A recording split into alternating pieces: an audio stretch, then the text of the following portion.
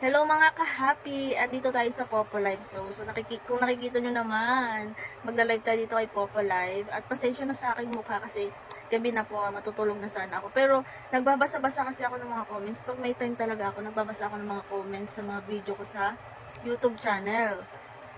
Tapos, pag may time ako, pinagre-replyan ko talaga sila. At kung ano may pinakamaraming comment, tungkol sa agency, tungkol sa paano mag-solo live, mga ganun. Ginagawa ko ng video. And then, karamihan na nakita ko ngayon is, paano daw makikita or saan daw makikita yung viewers.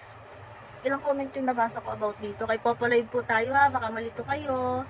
So, ayun guys, ipapakita ko sa inyo, magla-live lang ako saglit. Ipapakita ko sa inyo kung saan nyo makikita yung viewers nyo kapag nandito kayo kay Popo. So, ayan, nag-go live tayo. Go live lang tayo saglit. Pasensya na rin kung medyo naglalag. Dito po natin makikita, yan, yung may dalawang parang hugis tao na yan. Diyan po natin makikita yung mga viewers natin or yung